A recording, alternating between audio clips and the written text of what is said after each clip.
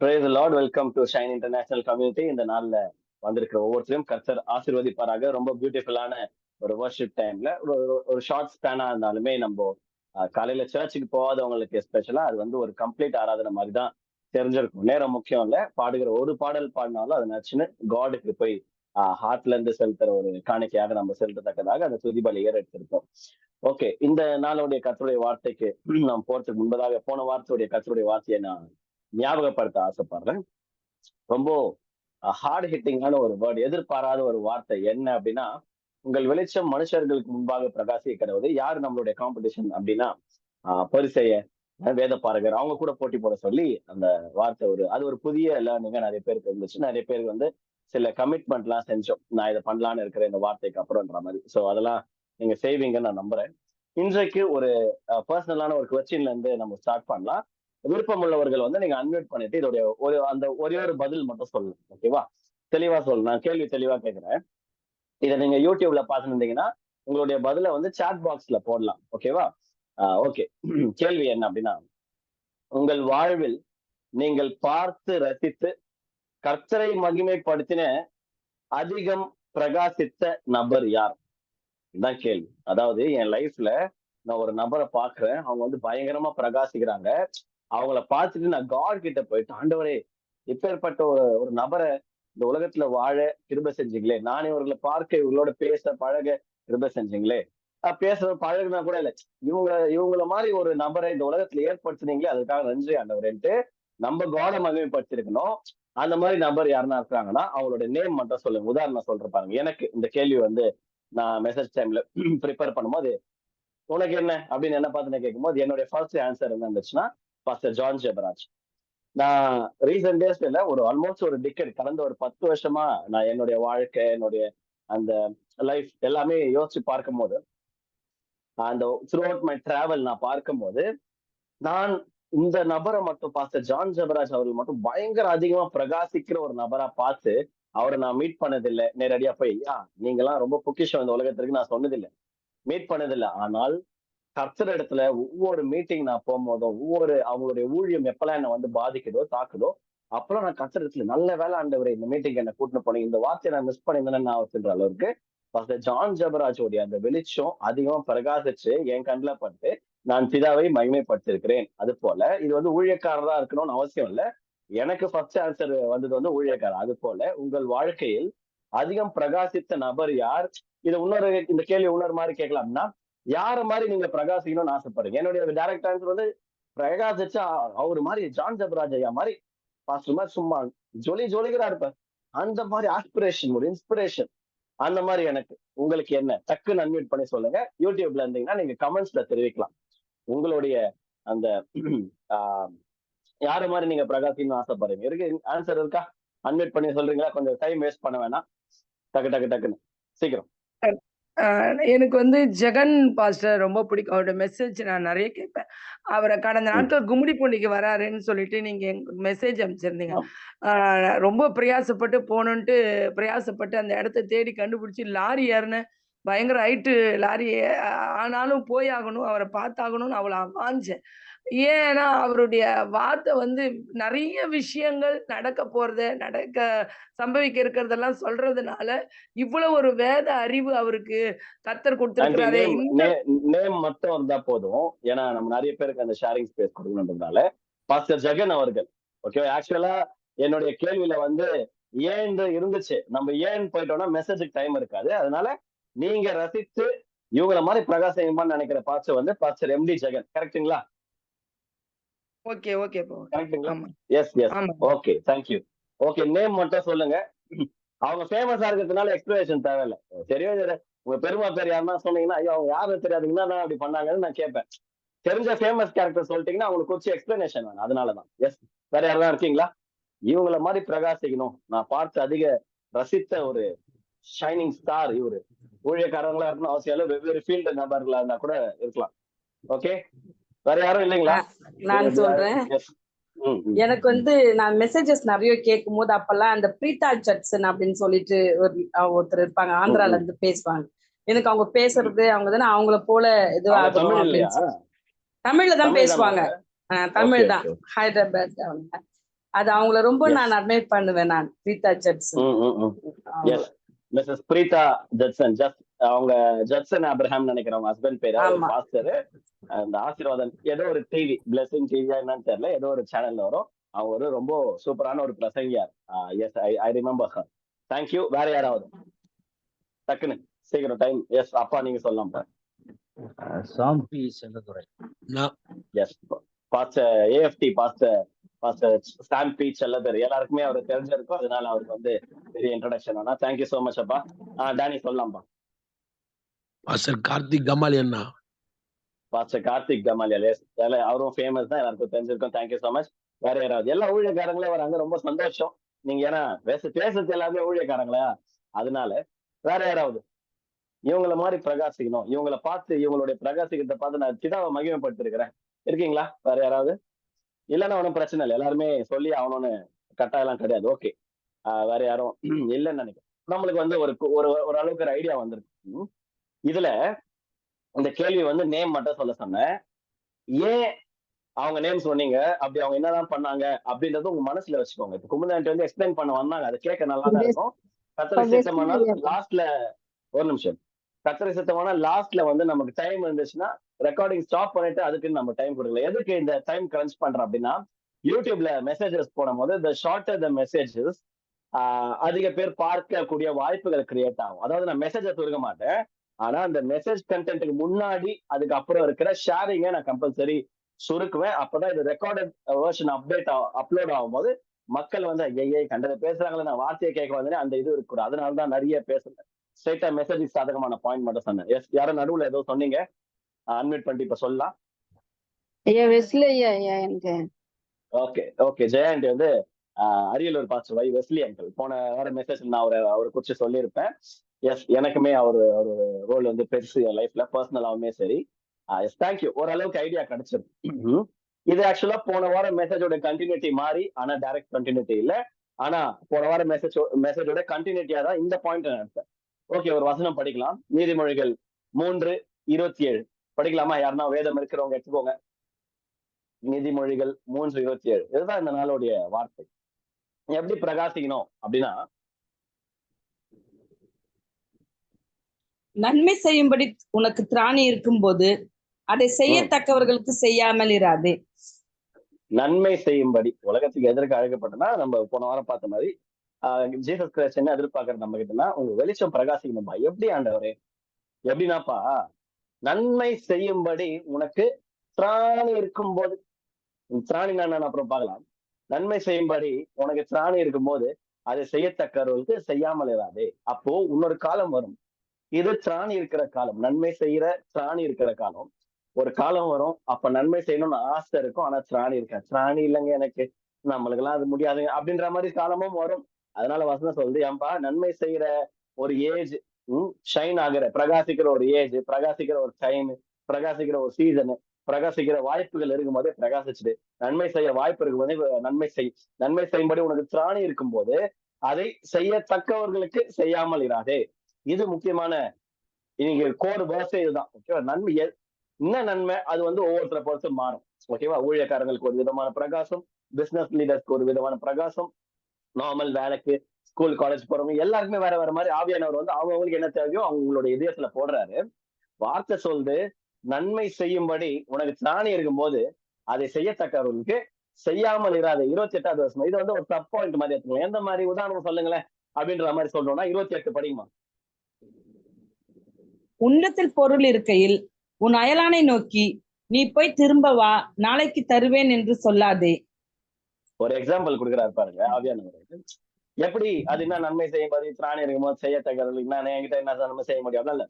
உதாரணம் என்னன்னா, ஏன்பா உங்ககிட்ட ஒரு பொருள் இருக்குதுன்னு வச்சுக்கோங்க, உனக்கு தெரிஞ்சவங்க யாருன்னா வந்து கேக்குறாங்க அப்படின்னா, உனக்கு திராணி இருக்கு, உன்னால கொடுக்க முடியும், ஏதோ ஒரு பொருள் இருக்கு, என்னால அந்த பொருளை கொடுக்க முடியும் அப்படின்னா, அவங்கிட்ட நீ போய் திரும்பி வா, நாளைக்கு தரேன், அதான் இன்னைக்கே தர முடியும், கொஞ்சம் அலைய விட்டு பாக்குறது, கொஞ்சம் கெஞ்சிட்டோம் அப்படின்ற மாதிரி அந்த புத்தி தான் வச்சுக்க கூடாதுன்ற ஆண்டவர். நன்மை செய்யும்படி உனக்கு திராணி தான் இருக்குல்ல, இன்னைக்கு ஒரு விஷயம் கொடுக்க முடியும்ல, ஃபோக்கஸ் ஆன் டுடே. இன்னைக்கு இந்த காரியத்தை இன்னைக்கு செய்ய முடியுமே, ஏன் நாளைக்கு தள்ளி போற? அதுதான் ஆண்டவர் கேட்கிறார். உன்னிடத்தில் பொருள் இருக்கையில் உன் அயலானை நோக்கி நீ போய் திரும்பி வா, நாளைக்கு தருவேன் என்று சொல்லக்கூடாது. உன்னால இன்னைக்கு ஒரு உதவி செய்ய முடியுமா, இன்னைக்கே செஞ்சுடு, நாளைக்கு வா, அப்புறம் வா, அந்த அந்த பழக்கம் வச்சுக்காத, அப்பப்பவே செஞ்சு பழகு. அதுதான் இந்த வேர்ஸ் வந்து சொல்லுது. ஓகே, இத இன்னொரு வார்த்தையில நம்ம சொல்லணும் அப்படின்னா, இன்னைக்கு வந்து சூப்பரா கலர்ஃபுல்லா நிறைய பிக்சர்ஸோட நம்ம பார்க்க போறோம். ரொம்ப எப்படி சொல்றது, நம் பழக்கப்பட்ட நபர்கள்லாம் வருவாங்க. எல்லாருமே ரொம்ப ஷார்ப் அட்டன் பண்ண மாதிரி கேட்டுக்கொள்கிறேன். இந்த இந்த வசனத்தை இன்னும் புரியுற மாதிரி சொல்லணும் அப்படின்னா, expose your full potential, unleash your potential. அதாவது உங்கள் முழு திறனை வெளிப்படுத்துங்கள். ஆவியானவர் இந்த நாள்ல உங்ககிட்ட எதிர்பார்க்கிறது என்ன அப்படின்னா, நீங்கள் உங்களது முழு திறனை வெளிப்படுத்துறீங்களா? நீங்க உங்களை பார்த்து இந்த கேள்வி கேட்டுக்கோங்க. நீங்க செய்யற ஒவ்வொரு காரியமும் அது வந்து தி பெஸ்டா இருக்கணும்னு அவசியம் இல்ல. அது யோர் பெஸ்டா. அதாவது உலகத்துல யாருமே செய்யாத நான் செய்யறேன் அப்படி கேட்கல. என்னுடைய பெஸ்ட் நான் கொடுக்குறேன், இதுதான்ப்பா என்னுடைய திராணி, என் திராணி மொத்தத்தையும் நான் இந்த ஒரு காரியத்துக்கு செலுத்துறேன்ப்பா அப்படின்னு நீங்க செய்றீங்களா? இல்ல ஏனோ தானே ஏத்தவனு அப்படின்ற மாதிரி செய்றீங்களா? கர்த்தர் நம்ம எதிர்பார்க்கறது வந்து கிவிங் தி பெஸ்ட். ஓகேவா? Exposing your full potential. அந்த நன்மை செய்யும்போது திராணி இருக்குது இல்லடா, திராணி இருக்கிற காலத்துல முழுசா செஞ்சுட்டு போறான்னு ஆண்டவர். உங்கள் முழு திறனை வெளிப்படுத்துங்கள். ஃபுல்லா கொட்டணும். உதாரணத்துக்கு சொல்லணும் அப்படின்னா, என்கிட்ட ஒரு ஒரு 1 லிட்டர் வாட்டர் பாட்டில் இருக்கு. யாரோ ஒருத்தர் தாகம்னு வந்து கேக்குறாங்க. அவங்க வந்து ஒரு 2 லிட்டர் வாட்டர் பாட்டில் வச்சிருக்கிறாங்கன்னா, நான் நன்மை செய்யறேன் அப்படின்னா எந்த விதமா காட் கேட்கிறாரு அப்படின்னா, எக்ஸ்போஸ் யுவர் ஃபுல் பொட்டன்ஷியல். முழு திறன்னா என்ன அப்படின்னா, ஏன்பா 1 லிட்டர் வச்சிருக்கிறேன்னா 1 லிட்டரையும் குத்துரு, 1 லிட்டர் ஊத்திடு. அவங்க தாகத்துல இருக்கிறாங்கல்ல, நீ உனக்கு பலன் இருக்கு, உனக்கு திராணி இருக்குது, நீ போய் குழாயில புச்சுன்னு வரதுக்கு உனக்கு இது இருக்கு, என்கிட்ட காசு இருக்குது, நீ போய் அக்வாஃபினா வாட்டர் பாட்டில் கூட வாங்கி கொடுக்க உனக்கு திராணி இருக்கு. ஆனா இல்லாதவங்க ஒருத்தர் கேட்கும் போது அவங்களுக்கு இந்த 2 சொட்டு ஊத்திக்கோ, தாகத்துக்கு ஒரு 100 ml போதாது அப்படி கேட்க கூடாது. நீ காலி ஆகிற வரைக்கும் ஊத்திடு. அதுதான் காட் எதிர்பார்க்கிறேன் இந்த நாள். இந்த நாளுடைய வார்த்தை எக்ஸ்போஸ் யுவர் ஃபுல் பொட்டன்ஷியல். உங்கள் முழு திறனை வெளிப்படுத்துங்க. அன்லிஷ்னா உனக்குள்ள அப்படியே சும்மா அச்சு தும்சம் பண்ணு. உன்னுடைய முழு திறனை வெளிப்படுத்து, எந்த ஃபீல்ட்ல வேணா. எப்படி சொல்றது, இது போர் அன்டில் யூ ஆர் எம்ப்டி அப்படி சொல்லலாம். நான் காலி ஆகிற வரைக்கும் நான் ஊற்றணும், தான் என்னுடைய கடமை. யாரு அதிகமா ஊற்றுகிறார்களோ தன்னுடைய திறனை, தன்னுடைய நேரத்தை, தன்னுடைய காரியத்தை, தன்னுடைய எஸ்பெஷலா தாங்கிட்டே இருக்கிற வாட் எவர் இட் இஸ், நீங்க எதெல்லாம் கொடுக்கணும்னு ஆசைப்படுறீங்க, எதெல்லாம் கான்ட்ரிபியூட் பண்ணணும்னு ஆசைப்படுறீங்க, அவங்களுடைய ஃபீல்டுக்கு ஏற்ற மாதிரி நீங்க யோசிச்சுக்கோங்க.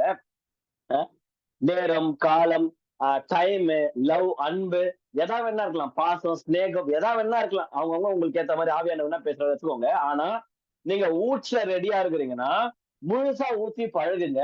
கொஞ்சம் கொஞ்சம் ஸ்டாக் வைக்காதீங்க. ஏன் சொல்றேன் அப்படின்னா, யார் ஊற்றுறாங்களோ அவங்களுக்குள்ள அந்த ஜீவ ஊற்று சுதந்திரமா இருக்கும். நீங்க அன்பு செலுத்துறவங்களை பாருங்களேன். ஏன்பா அன்பு செலுத்தி என்கிட்ட அன்பே காலி ஆயிடுச்சுப்பான்னு சொல்ல வாய்ப்பே கிடையாது. அதாவது அவங்க வந்து சோர்வாயிட்டு இருக்கலாம், அவங்களுக்கு ரிட்டர்ன் கிடைக்காம அப்படி ஆள் இருக்காங்க. ஆனா நான் அன்பு செலுத்திட்டேன், எனக்கு அன்பு காலி ஆயிடுச்சு, கொத்து காலி ஆயிடுச்சு அப்படின்ற மாதிரிலாம் எனக்கு தெரிஞ்சு யாரும் இல்லை. உதாரணத்துக்கு இயேசு கிறிஸ்து. ஏன் அப்படின்னா, நம்ம ஒரு சில காரியங்கள் கொடுத்து பழகிட்டோம் அப்படின்னா, கொடுங்கள் அப்போது உங்களுக்கு கொடுக்கப்படும் இல்லையா? நம்ம கொடுக்க இந்த பக்கம் ஸ்டாக்க ஃபில் பண்ணிட்டே இருப்பாரு. நான் உதாரணம் சொல்றேன் பாருங்க. நான் ஒரு டேங்க், நீங்க ஒரு டேங்க் அப்படின்னா, அதாவது மோட்டர் போட்டு டேங்க்ல ஏற்றோம் அந்த டேங்க் அப்படின்னா, கீழே குழால அந்த நற்கிரியைகள் கீழே போக ஆண்டவர் பாப்பாரு. ஏன் என்ன குழந்தை டக்குன்னு டேங்க காலி பண்ணிச்சு, டக்குன்னு ரீஃபில் பண்றான்ட்டு ஃபில் ஆயினே இருக்கும். ஆனால் யாரு தான் கிட்ட இருக்கிற நற்கிரியைகள் பிரகாசிக்காம தனக்குள்ளேயே வச்சுக்கின்னு உலகத்துக்கு பிரயோஜனமே இல்லாத ஒரு வாழ்க்கையை வாழ்றாங்களோ, அவர்கள் ஆண்டவரால அதிகமா ஊற்றப்பட முடியாது. தேவனே நினைத்தாலும் நான் இவங்களை வந்து பயங்கரமா ஆசீர்வதிக்க போறேன், இவங்களுக்குள்ள புதிய டாலண்ட்களால இவங்களை நடக்க போறேன், புதிய காரியங்கள் கொடுப்பாரு நினைச்சாலும் ஆல்ரெடி உங்க ஸ்டாக் தான் காலி ஆகலையே, ஆல்ரெடி டேங்க் ஃபுல்லா இருக்குது, ஏன்பா கொஞ்சம் குழாயில திறந்து விடு, நல்லது மத்தவங்களுக்கு போய் சேரட்டும். அதுதான் நான் சொல்றது. சோ யாரெல்லாம் அதிகமா கொடுக்குறாங்க, அதிகமா தன் நேரத்தை கொடுக்குறாங்க, அதிகமா அன்பை கொடுக்குறாங்க, அதிகமா போர் பண்றீங்க, போர்னா POUR, ஓகே, ஊற்றுறீங்க, யாரெல்லாம் அதிகமா ஊற்றுறீங்களோ அவர்களுக்கு ஆண்டவருடைய பிளெஸிங்கும் அதிகமா மேல இருந்து ஊற்றப்படும். ஏன்னா கான்செப்ட் என்ன, கொடுங்கள் அப்போது உங்களுக்கு கொடுப்போம். என்னப்பா இதை ஏதோ பைபிள் இந்த மாதிரிலாம் நான் ஒன்னும் கேள்விப்பட்டதே இல்லை அப்படின்னா, 2 ராஜாக்கள் 4:6 எல்லாருக்குமே தெரிஞ்ச ஒரு ஃபேமஸான கதை. அந்த விதவை அந்த ஊழியக்காரனோட மனைவி, ஐயோ என்கிட்ட எதுவும் இல்லையே, கடைக்காரன் வந்து கேட்பானே அப்படின்னும் போது அந்த ஊழியக்காரர் சொல்லுவாரு, ஏமா எல்லாரும் இருந்து பாத்திரம் வாங்கினுவா அப்படின்ற மாதிரி பாத்திரத்துல ஊத்து, நம்ம கவுண்டி என்ன தாங்க இருக்கு ஊத்து அப்படின்னும் போது ஊத்த ஊத்த ஊத்த ஊத்த எந்த அம்மா கை வலிக்க, கால் வலிக்க, முட்டி வலிக்க, முதுகு வலிக்க, இடுப்பு வலிக்க ஊத்தி ஊத்தி ஊத்தி ஊத்தி பாத்திரம், அந்த ஊர்ல இருக்கிற எல்லா பாத்திரமும் வாங்கி ஊத்துறாங்க, பாத்திரம் காலி ஆகிற வரைக்கும் ஊத்துறாங்க. கேள்வி ஒண்ணுதான், எப்போ அந்த எண்ணெய் நின்றது அப்படின்னா, எப்ப நம்ம ஊற்றுவதை நிறுத்தினாங்களோ, ஏன்னா பாத்திரம் காலிங்க, பாத்திரம் இல்ல, ஊற்றுவதை எப்ப நிறுத்தினாங்களோ அப்பதான் ஆண்டவருடைய ஆசீர்வாதமா இவங்களுடைய வாழ்க்கையில நின்றது. புரியுதுங்களா? அது போல அந்த அந்த ஸ்திரீயை போல நாமும் எப்பொழுது நான் பிரகாசிப்பதை நிறுத்துகிறேனோ அப்பொழுது தேவன் என் வாழ்வில் அவர் கொடுக்கிற ஆசீர்வாதங்களும் நிறுத்தப்படலாம்.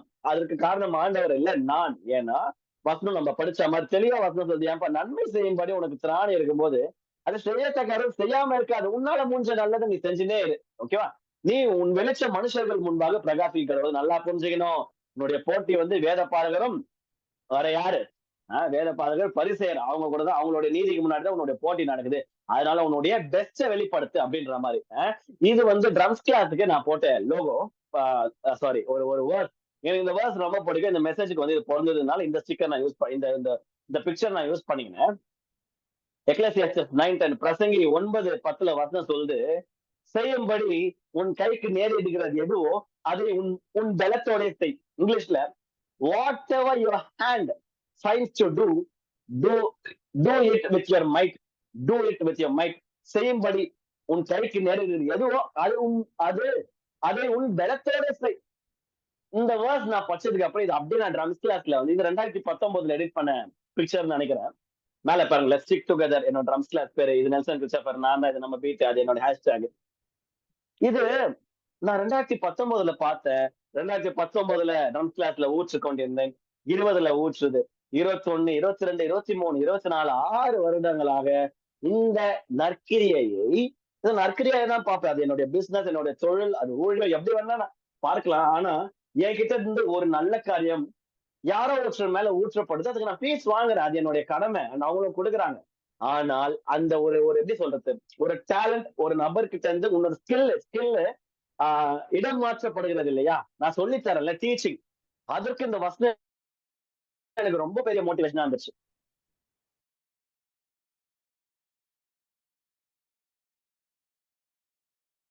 அதை நீங்க போட்டுக்கோ, ஓகேவா? அப்பதான் உங்களுக்கு புரியும். அது சமையல் கட்டா இருந்துச்சுன்னா ஒரு கரண்டி போட்டுக்கோங்க. வேற எதை வேணா இருக்கலாம், உங்களுடைய பிசினஸ் அந்த பிரகாசிக்கணும்னு ஆசைப்படுறீங்களா, அதை போடுங்க. நான் ட்ரம்ஸ் மாஸ்டர்ன்றதுனா அதை போட்டுக்கிறேன். What ever hand finds to to. எனக்கு இந்த வசனம் அடிக்கடி ஞாபகம் வரும். ட்ரம்ஸ் கிளாஸ் போகும்போது எப்ப நான் சோர்வானது இல்லை இது வரைக்கும் ட்ரம்ஸ் கிளாஸ்னால ஒரு உதாரணத்துக்கு சொல்றேன். சோர்வாகும் போது எனக்கு என்ன தெரியுமா வரும், what ever hand finds to to, to it with my Nelson. கிளாஸுக்கு போறியா, ஃபுல் ஃபோக்கஸோட போ, ஃபுல் அட்டென்ஷன் பண்ணு. ஒரு மணி நேரம் 1.5 மணி நேரம். போன வாரம் எல்லாம் 6 மணி நேரம் அட்டஸ்ட் கிளாஸ் இருந்துச்சு. நோர தள்ளுறோம், ஸ்டூடெண்ட்டுக்கு எல்லாம் தள்ளாது, ஏன்னா அவங்க 45 மினிட்ஸ் 1 போயிடுவாங்க. நச்சுறோம், எனக்கு தான் நோர தள்ளும். அந்த சவுண்டை கேட்டுனே இருக்கணும் தொடர்ந்து 6 மணி நேரம். மாவு மில்ல வேலை செய்யற கணக்கு மாதிரி காது கிழியும். ஆனால் இந்த வசனம் எனக்கு ஹெல்ப் பண்ணும். செய்யும்படி உன் கைக்கு நேரிடுகிறது எதுவோ அதை உன் பலத்தோட செய். பலம்னா நாட் ஜஸ்ட் ஸ்ட்ரென்த், மைட் மட்டும் இல்ல, அதாவது உன் ஹார்ட் அண்ட் சோல், இதே பூர்வமா செய்ப்பா, ஃபுல்லா செய். ஏன்னா பிரசங்கி 9:10 அடுத்த வசனம் சொல்லுது, அதோட கண்டினியூட்டி சொல்லுது, உன் பலத்தோட செய், நீ போகிற பாதாளத்திலே செய்கையும் வித்தையும் அறிவும் ஞானமும் இல்லை. ஏன்பா பாதாளத்துக்கு போயிட்டுனா அது எதுவுமே இல்லை, இப்ப இருக்கும் போது செஞ்சு பழகு அப்படின்ற மாதிரி இந்த வசனம் சொல்லுது. இதை உன்னோட டிரான்ஸ்லேஷன்ல இந்த வசனம் எப்படி சொல்லுது அப்படின்னா, every time you find work to do it the best you can. அதாவது எப்பெல்லாம் நீங்க எந்த வேலை செஞ்சாலும் பெஸ்டா உங்களால என்ன செய்ய முடியுமோ அது செய்யுங்க. இதுதான் நான் செய்ய போற கடைசி வேலை, அதாவது இதோட இந்த வேலையை நான் குவிட் பண்ண போறேன் அப்படின்னா எவ்வளவு ஒரு பெஸ்டா அந்த காரியத்தை செய்வோமோ அந்த மாதிரி எப்போ செய்தாலும் அந்த பெஸ்ட செய்யுங்கன்றதுதான் என்னுடைய பரிந்துரை. இந்த இன்னொரு டிரான்ஸ்லேஷன்ல இந்த இதே வேர்ஸ் அப்படி போடுது, every time you find work to do it the best you can. எவ்வளவு அழகா இருக்கு பாருங்களேன். எந்த வேலை, நான் சொல்றது வந்து எந்த வேலை வேணா இருக்கலாம், எப்பெல்லாம் நீ செய்யறியோ, எப்பெல்லாம் உனக்கு வாய்ப்பு கிடைக்குதோ, நன்மை செய்யும் மாதிரி எப்பெல்லாம் திராணி கிடைக்குதோ, உன்னுடைய பெஸ்ட கொடுத்துடு, அதை பத்தி அதுக்கப்புறம் யோசிக்காது அப்படின்ற மாதிரி. சில பேர் சொல்லுவாங்க, எனக்கு ஆப்பர்ச்சுனிட்டியே கிடைக்கலங்க, நானும் பிரகாசிக்கணும்ன்றேன், ஒண்ணுமே நடக்க மாட்டேங்குது. மத்தவங்க எல்லாம் அந்த மாதிரி இருக்குது, எனக்கு நடக்க மாட்டேங்குது அப்படின்னா, எஸ் சில நேரத்துல அப்படி இருக்கும். இந்த இந்த கொட்டேஷன் பாருங்க, ஸ்கிரீன்ல போட்டிருக்கேன். Don't wait for the opportunity, create it. Don't wait for the ஒரு வாய்ப்பு வந்து சில பேருக்கு வந்து அமையும், சில பேருக்கு வந்து அதுவா வந்து உட்காரும், சில பேர் வந்து அவங்க போய் தேடுவாங்க. ஆனா எனக்கு வாய்ப்பு வேணும், வாய்ப்பு வேணும், வாய்ப்பு வேணும், நான் பிரகாசிக்க வாய்ப்பு வேணும், நான் வந்து ஷைன் ஆக வாய்ப்பு வேணும், நான் நற்கிரியை செய்ய வாய்ப்பு வேணும், நான் வந்து இதை செய்ய வாய்ப்பு வேணும், எனக்கு யாருமே வாய்ப்பு தர மாட்டேன்னு புலம்புறதை காட்டிலும் என்ன பண்ணலாம் அப்படின்னா, வாய்ப்பை வந்து கிரியேட் பண்ணுவேன். ஓகேவா? உதாரணத்துக்கு சொல்லணும்னா நான் என்னுடைய எக்ஸாம்பிள் தான் சொல்ல முடியும். எனக்கு வாய்ப்பு வேணும், வாய்ப்பு வேணும், வாய்ப்பு வேணும், யாராவது ஒரு ஊழியக்காரனை தூக்கி வாய்ப்பு கொடுப்பாங்க, யாரோ ஒருத்தர் என்ன இந்த சர்ச்சில் மெசேஜ் கூப்பிடுவாரு, யாரோ ஒரு ஊழியக்காரன், அப்படிலாம் எனக்கு நான் அப்படிலாம் எதிர்பார்க்கறதே கிடையாது. ஒரே ஒரு விஷயம், யாருமே நம்மள கூப்பிட மாட்டாங்க, அது அப்படிதான் ப்ரிப்பேர் ஆகணும். யாருன்னா கூப்பிட்டா தோற்றுறோம், யாருமே கூப்பிட மாட்டாங்க. நான் என்ன பண்ண போறேன்னா, நானே இந்த மாதிரி கேமரா வச்சு என் ரூம்ல எனக்கு இருக்கிற பேக்ரவுண்ட்ல நானே பேசி, எனக்கு தெரிஞ்ச கர்த்தருடைய வார்த்தையை பேசி, நானே ஒரு யூடியூப் சேனல் கிரியேட் பண்ணி நானே பிரகாசிச்சுப்பேன். அவ்வளவுதான், முடிஞ்சு போச்சு, நான் சக்சஸ் தான். நாளை பிறகு யாருன்னா கூப்பிட்டாங்களோ அதை பார்த்து யாருன்னா நல்லா இருக்குதே பாஸ்டர், நீங்க எங்க சர்ச்ல மெசேஜ் கொடுக்குற, கூப்பிட்டா தோத்துறோம், கூப்பிடலையா பரவாயில்ல. ஏன்னா I have already started to shine. எனக்கு யாருன்னா யூடியூப் சேனல் ஓபன் பண்ணி தரீங்களா, எனக்கு யாரா வாய்ப்பு பிச்சை எடுக்கவான வாய்ப்புலாம் ஓகேவா, சில பேருக்கு கிடைக்கும், சில பேர் வந்து அவங்களே தான் வாய்ப்புகளை ஏற்படுத்திக்கணும். ஒரு நடிகர் இருக்கிறாரு உதாரணத்துக்கு, அவருக்கு அவருடைய டேலண்ட்டுக்கு ஏற்ப ஒரு நல்ல ஒரு ஒரு ஸ்கிரிப்ட் கிடைக்கல அப்படின்னா என்ன பண்ணலாம் அப்படின்னா, ஒரு டைரக்டர் ஆயிடலாம். டைரக்ஷனுக்கு ஏற்ற காரியங்கள் கத்துது. ஏன்னா என்னை யாருமே ஆக்டரா ஆக்க மாட்டான், எனக்கு ஏற்ற கதைகள் வர மாட்டேங்குது, நான் டைரக்ஷன் கத்துக்கிறேன், நானே டைரக்டர், நானே படம் எடுக்கிறேன், எனக்கு ஒரு ப்ரொடியூசரை மட்டும் பிடிக்கிறேன், ப்ரொடியூசர் கிடைக்கலையா நானே படம் வேற விதத்துல சம்பாதிச்சு எடுத்துன்னு வந்து ப்ரொடியூஸ் பண்ணி நானே நடிக்கிறேன், நானே ப்ரொடியூஸ் பண்றேன், நானே ஆக்ட் பண்றேன், படம் ஹிட். புரியுதுங்களா? யாருக்கு யாருன்னா வாய்ப்பு கிடைக்கணும், வாய்ப்பு கொடுக்கணும்னா 60 வயசு 70 வயசு வரைக்கும் உட்காந்து இருக்க வேண்டியதுதான். இந்த பிக்சர்ல பாருங்க, இவருக்கு யாருமே ஹெல்ப் பண்ணல, அவரே இறங்கி சும்மா இறங்கி கலக்கு சக்சஸ் வெற்றி நோக்கி பயணிக்கிறாரு. So don't wait for the opportunity, create it. சில பேருக்கு வந்து நிஜமாவே மனசார தோணும், நம்மளெல்லாம் வாய்ப்பு லேஸ்ல கிடைக்காது, கொடுத்துட மாட்டாங்க.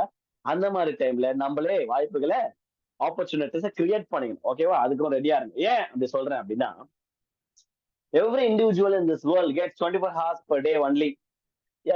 இந்த உலகத்துல மனிதன் பிறந்த ஒவ்வொரு மனிதனுக்கும் மிருகம் உட்பட எல்லாருக்குமே 24 மணி நேரம் தான். ஆனா சில பேர் பெரிய ஆள் ஆகுறாங்க, சில பேர் ஆள் ஆகும் இல்ல. நான் ஸ்டார்டிங்ல சொன்னேன் இல்லையா, நீங்க யாரு மாதிரி ஆகணும், அவங்களும் அவ்வளவு பெரிய ஆளா இருக்கிறாங்க. நம்ம ஏன் இன்னும் அவங்கள மாதிரி ஆகணும்னு ஆசைப்படுறோம், ஏன் போய் ரீச் பண்ணல அப்படின்னா, அவங்களுக்கு என்ன 48 மணி நேரமா ஒரு நாள்ல இல்ல, அவங்களுக்கு 24 மணி நேரம் தான், எனக்கு 24 மணி நேரம் தான். ஆனா அவர்களுடைய நேரத்தை சரியாக பயன்படுத்துவதனால் அவங்க இப்பொழுது இருக்கிற நிலையில் இருக்கிறார்கள். நான் என்ன பண்றேன், நீங்க என்ன பண்றீங்க யோசிச்சு பாருங்க. நான் என்ன சஜஸ்ட் பண்றேன் அப்படின்னா, கொஞ்சம் நம்ம ரொம்ப ரொம்ப ரொம்ப கிறிஸ்டினா இருக்கிறோம். ரொம்ப கிறிஸ்டின் ஆயிட்டு என்ன பண்றோம் அப்படின்னா, இந்த ஊழியக்காரர் அந்த ஊழியக்காரங்களே பார்த்துட்டு ஊழியக்காரங்களோட ரெஸ்பிரேஷன் மாத்த எடுத்துக்கிறோம். இன்னைக்கு நான் கொஞ்சம் அவுட் ஆஃப் த பாக்ஸ் போய் வேற லெவல்ல ஒரு சில நபர்கள், legends, check out this legends. ஒரு சில லெஜெண்ட்ஸ், அவங்க ஃபீல்ட்ல இருக்கிற லெஜெண்ட்ஸ் உடைய எல்லாருக்குமே தெரிஞ்ச நபர்கள் தான் போறேன். இவர்கள் எல்லாம் எந்த வயசுல ஒரு எந்த காலகட்டத்துல எப்படி செய்யறாங்கன்னு நீங்க யோசிச்சு பாருங்க. நான் சொல்றேன், நீங்க சொன்ன ஊழியக்காரங்களை பார்த்து நீங்க பிரகாசிச்சா தோத்துறோம், நான் ரொம்ப சந்தோஷப்படுவேன் முத ஆளா. ஆனால் என்ன விஷயம் அப்படின்னா, நான் இப்ப ஸ்கிரீன்ல போடுற நபர்கள் அந்தந்த ஃபீல்ட்ல அந்தந்த காலகட்டத்துல வேற லெவல் பண்ண ஜாம்பவான்கள். அவர்களை பார்த்து கூட அவங்க அந்த ஃபீல்ட்ல பிரகாசிக்கிறாங்க. அவங்கள பார்த்து நான் இன்ஸ்பயர் ஆயிட்டு என் ஃபீல்ட்ல நான் பிரகாசிக்க இவங்க எல்லாம் உதவுவாங்க. So just a gentle reminder. Okay, yes, first all Mahatma Gandhi. இந்தியாவுக்காக, இந்தியாவோட ஃப்ரீடம், சுதந்திரத்துக்காக இவர் போராடினாரு அஹிம்சை முறையில. அது எல்லாருக்குமே தெரியும். காந்தி தாத்தா வயசான காலத்துல காந்தி தாத்தா தான் இன்னைக்கு எல்லாருக்குமே பிடிக்கும். ஏன்? அவர் செஞ்ச காரியத்துக்காக அப்படிலாம் இல்ல, அவர் போட்டோ இருக்கிற அந்த அந்த ஷீட்டுக்காக, அந்த பணத்திற்காக, அது ஒரு பக்கம் இருக்கட்டும். ஆனாலுமே இந்தியா ஃப்ரீடம் கிடைக்கும் போது, சுதந்திரம் கிடைக்கும் போது காந்தி தாத்தாக்கு என்ன தெரியுமா வயசு? 78. அடேங்க அப்பா! யாருங்க நம்ம எவ்வளவு காரணங்கள் சொல்றோம், எனக்கு வயசாயிடுச்சு, சோறு முடியல, அதாவது எனக்கு வந்து வேலை செய்யணும்னு ஆசைதான், வயசாயிடுச்சு முடியல, வயசு என்னங்க 33 அடச்சை அப்படின்ற மாதிரி. புரியுதுங்களா நான் சொல்றது? 78 வயசுல காந்தி தாத்தா, அவர் பேரு பாருங்க, மகாத்மா காந்தி. ஆக்சுவலா மகாத்மான்றது அவரோட பேர் இல்ல, மனுஷங்கள் கொடுத்த பட்டம். காந்தி தான் அவருடைய பேரு. ஆனா மனுஷங்க கொடுத்துக்கிறாங்க, இந்த மனுஷன் 78 வயசுல இந்தியாவுக்கு சுதந்திரம் வாங்கி கொடுத்துக்கிறாரு. எவ்வளவு பெரிய லெஜண்ட். அப்ப எவ்வளவு உழைப்பு இருந்திருக்கும் பாருங்களேன். சும்மா தோள்கள்லாம் சுருங்கி எவ்வளவு மோசமான ஹார்ட்ஷிப்ஸை கடந்து போய் அம்பா அஹிம்சை முறையிலேயே போராடலாம்ப்பா, நமக்கு இந்த வயலன்ஸ் எல்லாம் வேணாம்பான்ற நான் வயலன்ஸ்ல வின் பண்ணி கொடுத்தாரு. இவரு ஒன் ஆஃப் த இவரு அவங்களுடைய ஃபீல்ட் அந்த காலகட்டத்துல பயங்கரமா பிரகாசித்த ஒரு நபர்.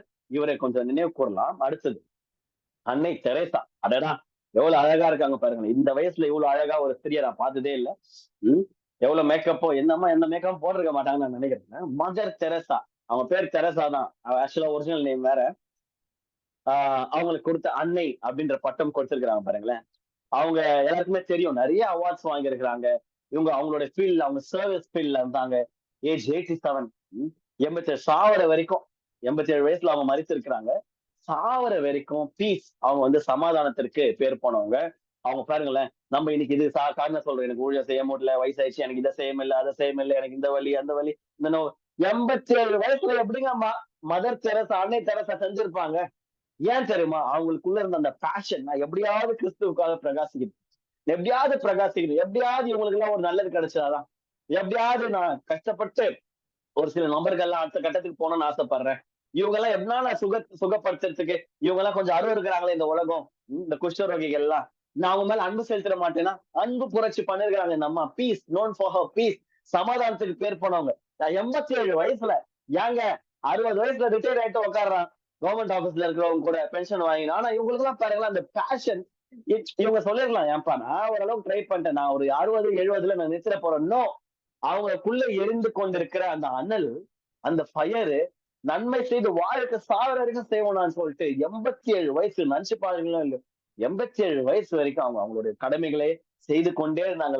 அவங்க பிரகாசிச்சுனே இருந்தாங்க. அதனாலதான் இன்னை வரைக்கும் அவங்களுக்கு உலகம் கொடுத்த பட்டம் அன்னை, மதர். அதெல்லாம் எவ்வளவு பெரிய பாக்கியம் அந்த மாதிரி ஒரு வார்த்தை சொல்லணும். அவங்க இன்னைக்கு நம்ம பார்க்கிற ஒரு ஒன் ஆஃப் த இன்ஸ்பிரேஷன். தந்தை பெரியார் பாத்தீங்களா, எவ்வளவு காரியம் செஞ்சிருக்கிறாரு.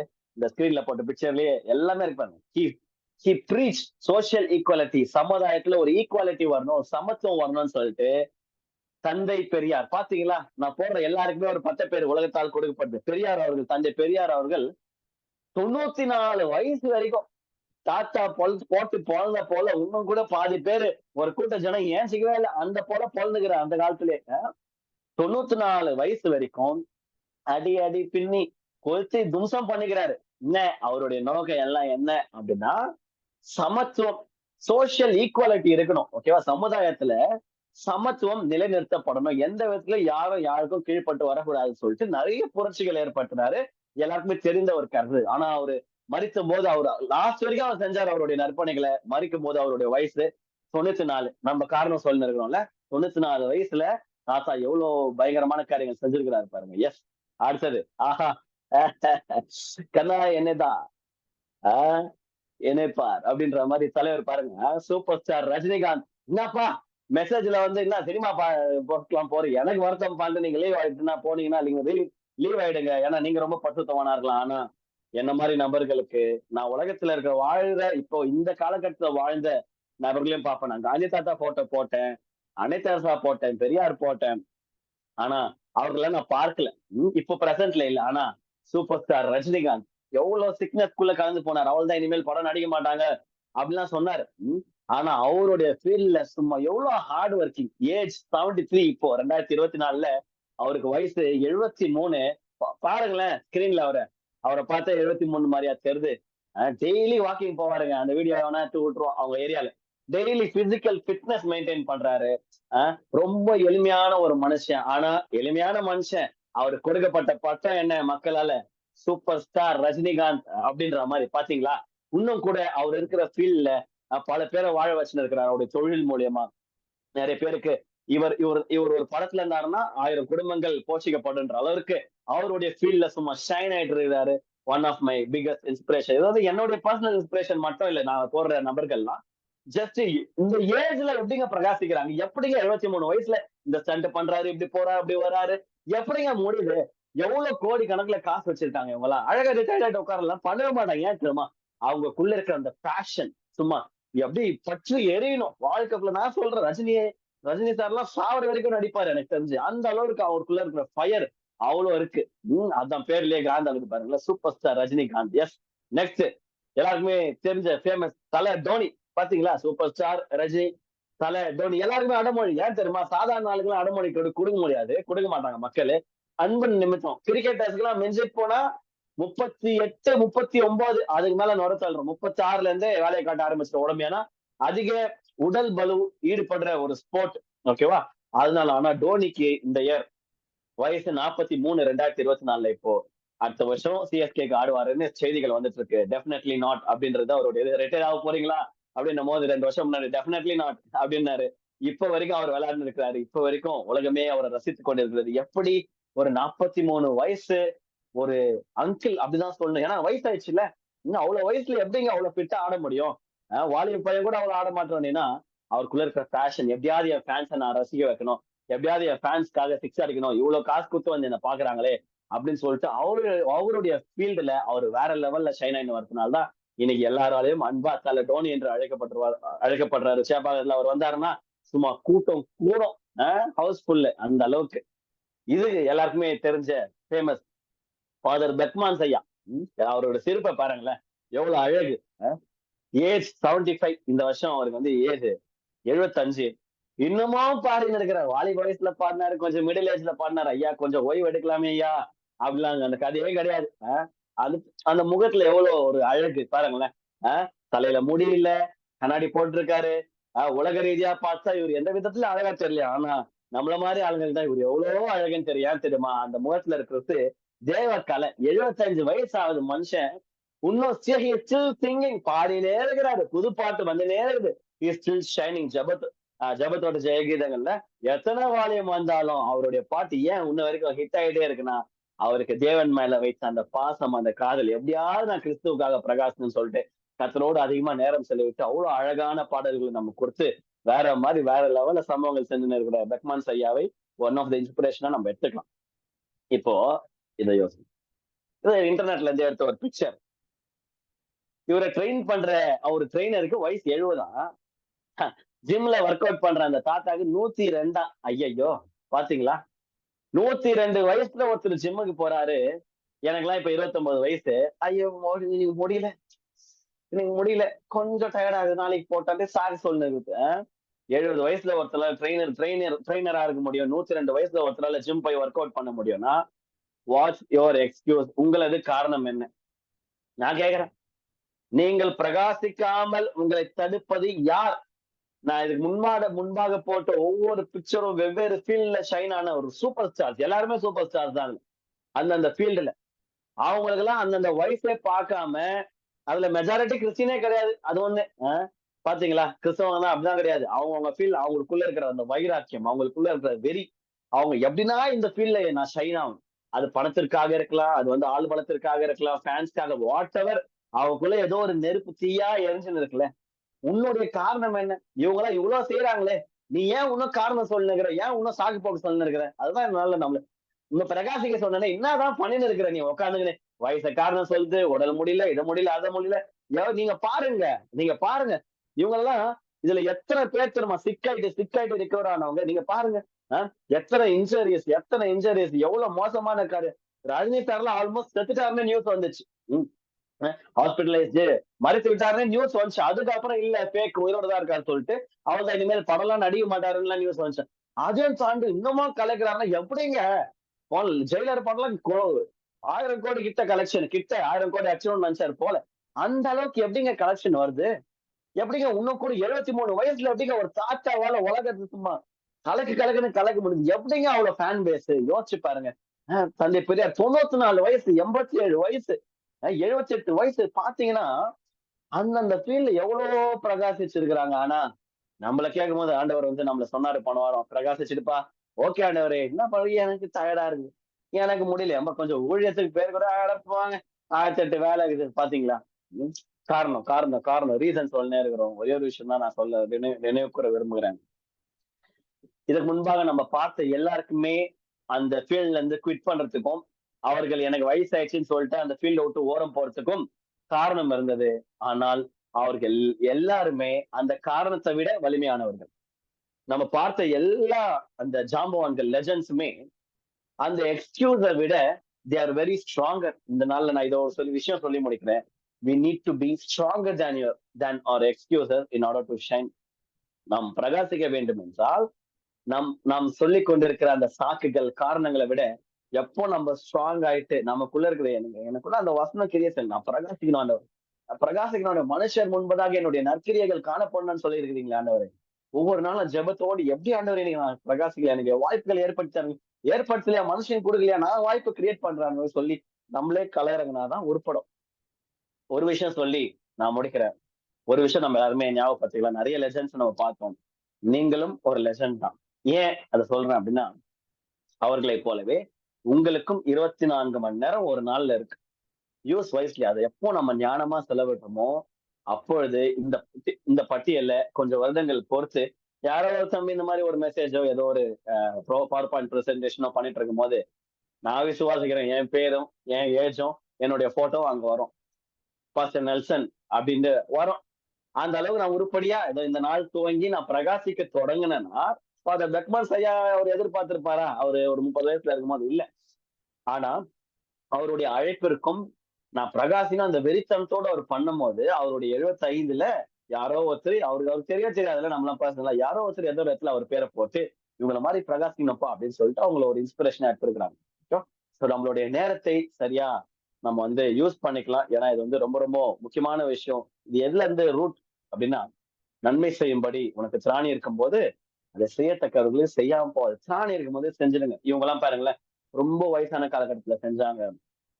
நிறைய பேர் இதுல நிறைய டைம் இல்லைன்றதுனால நான் கொஞ்சம் பிக்சர்ஸ் தான் போட்டேன்.